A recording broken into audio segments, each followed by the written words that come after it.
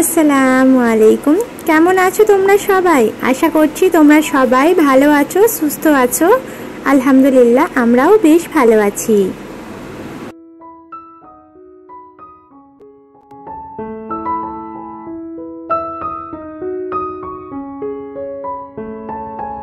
তো আজকে হচ্ছে মঙ্গলবার আর আরও একটা নতুন ঝলমলে দিন, আর সেই সাথে এখন ঘড়িতে বাজছে এই 9টার মতো। কি আজকে একটু দেরি করে ব্লগটা স্টার্ট করেছে, তাই তো?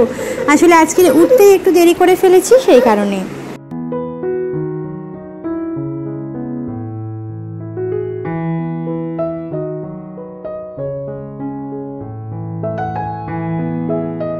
উঠেই আগে নাস্তা রেডি করে আমরা নাস্তাটা সেরে নিয়েছি, আর হাজবেন্ডও কাজে বেরিয়ে পড়েছেন, আর সেই সাথে মাও কিন্তু স্কুলের ভাত আনতে চলে গেছেন। এবার আমার কাজের পালা।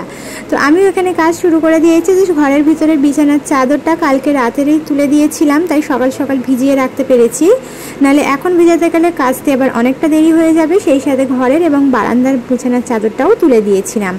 তারপরে কিন্তু সবগুলো একসাথে সকালে উঠে না, আমি আগে যখন ফ্রেশ হতে গেছিলাম জামা কাপড়গুলো ভিজিয়ে রেখে দিয়েছি, কারণ জামা কাপড়গুলো ভিজিয়ে রাখলে জামা কাপড়ের ওপরে কিন্তু অতটা বেশি পরিশ্রম করতে লাগে না। তো সেই কারণে ভিজিয়ে রেখে যতক্ষণ এদিকের আমি কাজকর্মগুলো সারবো ততক্ষণ কিন্তু জামা কাপড়গুলো বেশ অনেকক্ষণ ভেজানো থাকবে। তো এখানে কিন্তু ঘরের বিছানার চাদর তুলে দিয়েছিলাম, তবে একটা চাদরই পাতা ছিল আর একটা চাদর পাতা হয়নি, রাতের বেলার পাতিনি। তো সেটা এখনই পেতে দিলাম। আর এই যে দালানের চাদরটা তো রাতেই পেতে দিয়েছিলাম, তো এখন বিছানাটা তুলে নিলাম, নিয়ে ঘর দালান সব কিছু ভালোভাবে ঝাড় দিয়ে পোঁছাপুছি করব।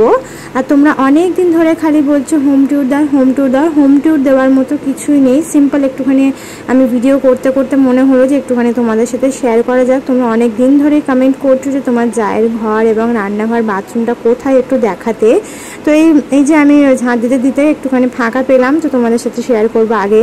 তো আগে ঘরটা ঝাড়ু দিয়ে নিই, মেয়েও খুব বিরক্ত করছে আজকের, শরীরটা একটু খারাপ, মানে গাটা গরম গরম মতো লাগছে, তো ওকে খাইয়ে দাইয়ে দিয়েছি।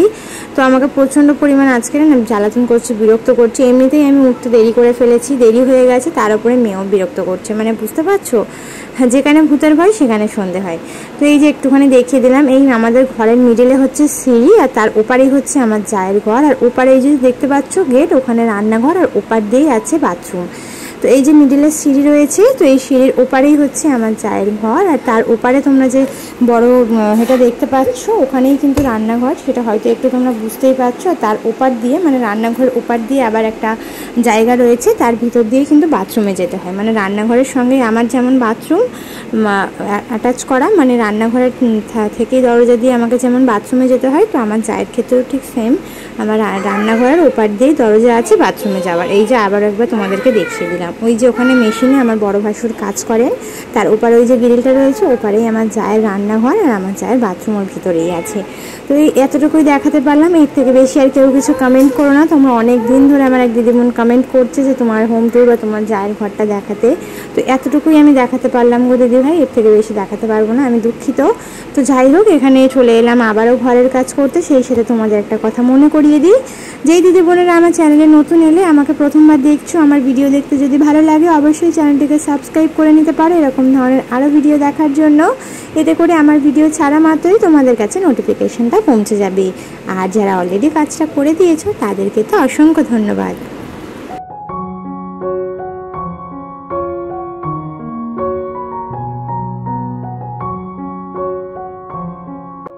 তো আগের ভিডিওতে সাহিনা খাতুন দিদিভাই কমেন্ট করেছিলেন ড্রেসিং টেবিলটা অন্য জায়গায় রাখো না, ওখানে ভালো লাগে না, কিছু মনে করবে না, আমার ভালো লাগে না, তাই রিকোয়েস্ট রইল। তো আমারও ভালো লাগে না গো যে আমার ড্রেসিং টেবিলটা ওখানটা আছে, কিন্তু কি করব বলো, ওই সাইডটাই রাখতে হবে, এদিকে তো রাখতে পারবো না।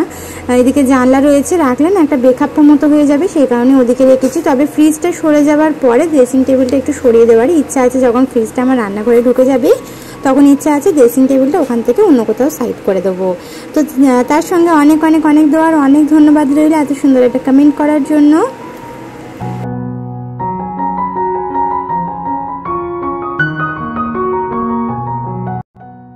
সাবানা ইয়াসমিন দিদিভাই কমেন্ট করেছে, তোমার শাশুড়ির যদি সুগার, তো রোজ তেল দিয়ে লুচি করো কেন, আবার ময়দার আটার রুটি দেবে, স্বাস্থ্যের জন্য আর সুগারও মেনটেন করে। তো সবথেকে প্রথম কথা, আমি যে লুচি করি এই লুচি কিন্তু আমার শাশুড়িকে দিই না, আমার শাশুড়ির জন্য আমি শুকনো রুটি করে দিই। আর যখন আমি ব্রেকফাস্টটা রেডি করি আমার এবং আমার হাজব্যান্ডের জন্য, তখন কিন্তু আমার শাশুড়ি মা ঘুম থেকে ওঠেন না। তো সেই কারণে আমাদের জন্য ব্রেকফাস্ট রেডি করাটাই তোমাদের সাথে শেয়ার করি। আর আমার শাশুড়ি মা যখন ঘুম থেকে ওঠেন ওনার জন্য গরম গরম আমি শুকনো রুটি করে দিই। আর উনিও লুচি খেতে চান না, এক তো ওনার সুগার, দ্বিতীয়ত ওনার হাই প্রেশার। তো সেই কারণেই আর কি ওনার জন্য কখনোই আমি লুচি করে দিই না, ওনাকে আলাদা করে শুকনো রুটি করে দিই। সেটা হয়তো ভিডিওর মাধ্যমে তুলে ধরা হয় না, তবে পরেতে কোনো দিন যদি তোমাদের সাথে শেয়ার করার সুযোগ পাই অবশ্যই শেয়ার করব। তো যাই হোক, এত সুন্দর একটা কমেন্ট করার জন্য অনেক অনেক অনেক দোয়ার ভালোবাসা রইল।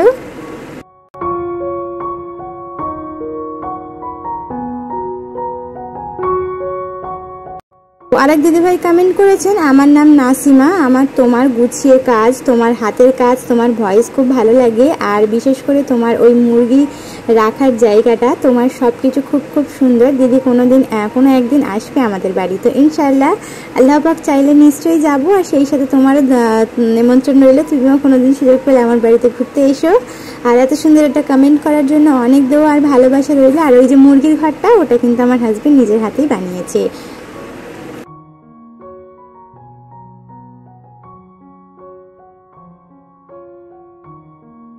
সাবানা ব্লগ আইডি থেকে দিদিভাই কমেন্ট করেছেন, অনেক ভালো লাগলো বুনু, অনেক দোয়া রইল তোমার জন্য। সুনাইনা খাতুন দিদিভাই কমেন্ট করেছেন, তোমার শাশুড়ি মায়ের বেডশিটটাকে চেঞ্জ করো না কেন? তো বলতে চাই তো এই যে এরকম ধরনের কমেন্ট করো না, এগুলো শুনলে খুব খারাপ লাগে গো। যে আমার কাছে আমার ঘর, আমার বারান্দা, এগুলো সবগুলোই সমান। এখানে আমার শাশুড়ি মা এরকমভাবে আমি কোনোদিনই ভাবি না যে আমার ঘরটাকে আমি পরিপাটি করে রাখবো, আমার শাশুড়ি মায়ের ঘরটাকে গোছাবো না, এটা কখনোই ভাবি না। কারণ আমার এটা, ওটাও আমার। তো আমি যখন আমার ঘরের বেডশিট চেঞ্জ করি, আমার শাশুড়ি মায়েরও বেডশিট চেঞ্জ করি। তো আমার শাশুড়ি মায়ের ক্ষেত্রে যেটা করি, আমার শাশুড়ি মায়ের বেডশিট চেঞ্জ করার পরে, শুকানোর পরে ওইটাই হয়তো বিছিয়ে দিই, সেই কারণে তোমরা বুঝতে পারো না। আমি যে ঘরে চাদরগুলো বিছাই, তোমরা হয়তো একটু খেয়াল করে দেখবে যে ওই চাদরগুলো কিন্তু সুতির নয়, ওগুলো হচ্ছে ওই যে কি বলবো, একটু জর্জট টাইপসের যে কাপড় হয় সেই কাপড়। আর আমার শাশুড়ি মায়ের সুতির চাদর, উনি ওই সমস্ত সিল্কের চাদর বেছালে উনি শুতে পারেন না, সেই কারণে উনার জন্য আমাকে সুতির চাদরই পাততে হয়। তাই উনার হয়তো ওই চাদরটা ধুয়ে দেওয়ার পর শুকিয়ে গেলে হয়তো ওটাই পেতে দিই, তাই হয়তো তোমাদের এটা মনে হতে পারে। তো যাই হোক, তুমি হয়তো জানো না তাই এই কমেন্টটা করেছো, তাই তোমাকে বলে দিলাম। তো যাই হোক, অনেক অনেক অনেক দোয়া রইল এত সুন্দর কমেন্ট করার জন্য।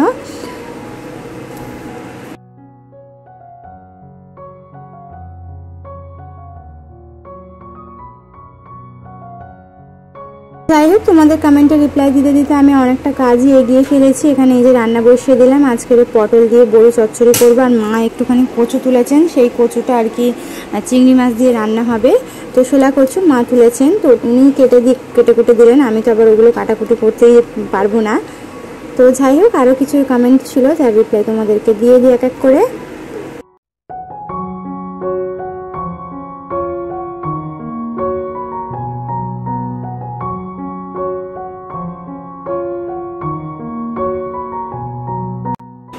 মেহরিন মলিক দিদিভাই কমেন্ট করেছেন, থ্যাংক ইউ দিদিভাই, বলার জন্য অনেক অনেক দোয়া রইল দিদি। আর একটা রিকোয়েস্ট, তোমার এজ কত?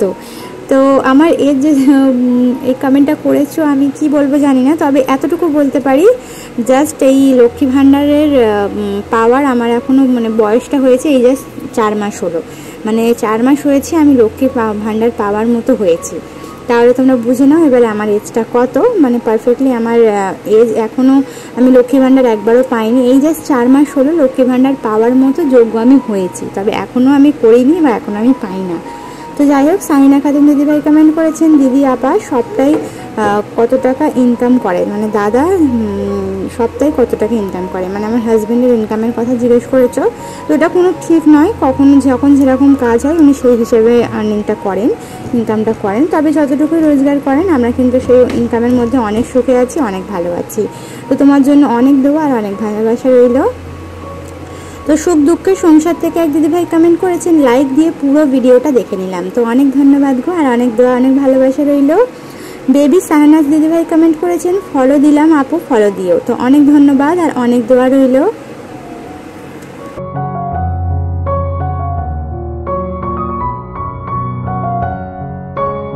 এখানে মা কিন্তু কচুটা ভালোভাবে ধুয়ে দিলেন আর আমি বসিয়ে দিলাম। একদিকে তো আমার ভাত হচ্ছে তোমরা দেখেছো, আর একদিকে আমি বড়িটা ভেজে নিয়েছি, আর প্রেসার কুকারের মধ্যেই আমি পটলটা বসিয়ে দেবো। আর সেই সাথে কিন্তু এখানে এই যে তোমরা দেখতে পাচ্ছ আমি একটু চিড়ে ভিজিয়েছিলাম, আমি আর মা দুজনে খাবো বলে।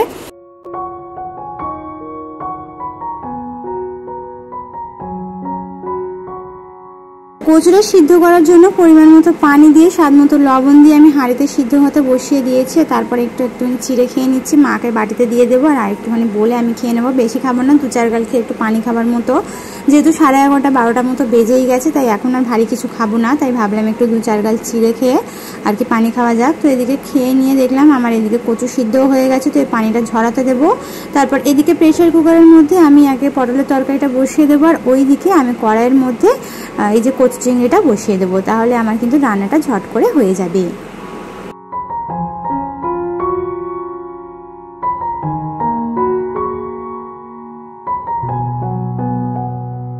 যে আমি কচু বসিয়ে দিলাম, তো একটুখানি কালো জিরে ফোড়ন দিয়ে একটু তেজপাতা দিয়ে তারপর পেঁয়াজ এবং কাঁচামরিচ দিয়ে খুব ভালোভাবে নাড়াচাড়া করে এর মধ্যে চিংড়ি মাছ, আদা রসুন বাটা দিয়ে খুব ভালোভাবে নাড়াচাড়া করে লাল লাল করে ভেজে নিয়ে সব রকমের মশলা দিয়ে মশলাটাকে খুব ভালোভাবে কষিয়ে নিয়ে কচু দিয়ে কষাতে থাকবো।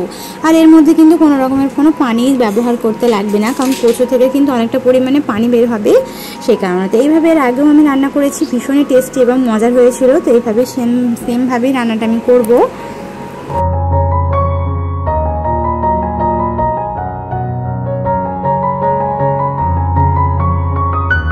তো খুশি দিদিভাই কমেন্ট করেছেন তোমার মুখ দেখতে চাই, নাইস ভিডিও। তো অনেক দোয়ার অনেক ভালোবাসা রইল। রোহিত বেগ দিদিভাই কমেন্ট করেছেন আমার বাড়ি আকরাতে, ইচ্ছে আছে তোমার বাড়ি যাওয়ার। তো ইনশাআল্লাহ নিশ্চয়ই হবে, কেন হবে না। তো আল্লাহ পাক চাইলে নিশ্চয়ই আমাদের দেখা হবে। তো সুমাইয়া খাতুন দিদিভাই কমেন্ট করেছেন আসসালামু আলাইকুম আপু, আমি তোমার ভিডিও রোজ দেখি, খুব ভালো লাগে, তোমার বাড়িতে ভালোভাবে দেখতে চাই। হ্যাঁ, তো তোমার বাড়িটা ভালোভাবে দেখতে চাই। তো যাই হোক, নিশ্চয়ই কোনো সময় দেখাবো।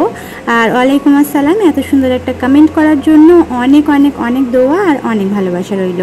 তো যাই হোক, এখানে রান্নাবান্না কমপ্লিট করে ফেলেছি। আর এখানে এই যে পটলটাকে খুব ভালোভাবে বেগুন দিয়ে চচ্চড়ি করে আমি এখানে হাঁড়িতে ঢেলে নিয়ে বড়িগুলো দিয়ে খুব ভালোভাবে ফুটিয়ে নেব, তাহলে আমার এদিকে রান্না কমপ্লিট হয়ে যাবে। আর ওদিকে রান্না আমার অলমোস্ট কমপ্লিট হয়ে গেছে। তারপর কি গ্যাস ওভেনটা ক্লিন করব, রান্নাঘরের যা যা বা এক্সট্রা কাজ থাকে রান্নার শেষে ক্লিনিং করা, সাথে ঝাঁঝে এঁটোখাটো থালাবাটি বেরিয়েছে সেগুলোকে ধুতে হবে। তো এগুলো ধোয়ার পরেই কিন্তু আমার রান্নাবান্না আর আজকের ভিডিও শেষ হয়ে যাবে। তো আশা করছি তোমাদের ভিডিওটা ভালো লেগেছে, আর যদি ভালো লেগে থাকে অবশ্যই একটা লাইক করে দেওয়ার অনুরোধ রইল। তোমাদের একটা লাইকের মাধ্যমেই এই ভিডিওটা আমার অনেক দিদি বোনেদের কাছে পৌঁছে যেতে সাহায্য করবে।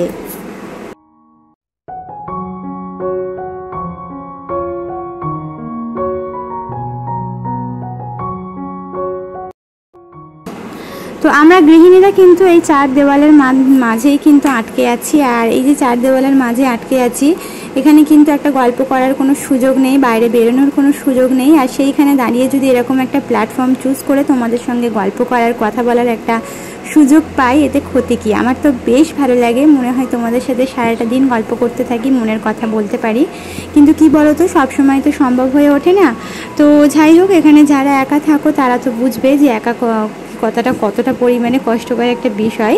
তো যাই হোক, এখানে আমার মেয়ের সাথে আমি যদিও বকি, তবুও হয় না, মনের কথা বলার মতো কেউ থাকলে খুবই ভালো হয়। তো তেমনই একটা ব্যাপার। তো তোমাদের সঙ্গে কিন্তু এই প্ল্যাটফর্মে এই কারণেই আমার ভালো লাগে যে তোমাদের সঙ্গে সব রকম কথা শেয়ার করতে পারি। তোমরা যখন কমেন্টগুলো করো, স্পেশালি সেই কমেন্টগুলো কিন্তু পড়তে ভীষণ ভালো লাগে। কমেন্টগুলো পড়ার পর ইচ্ছে করে আরও সুন্দর সুন্দর ভিডিও তোমাদের জন্য বানাই। তো যাই হোক, অনেক কথা বলে ফেলেছি। এই যে গ্যাস ওভেন ক্লিন করে নিলাম, আর এই যে ঝাঁঝে এঁটোখাটো বেরিয়েছিল সেগুলোকে ধুয়ে আজকের এই ভিডিওটা শেষ করব।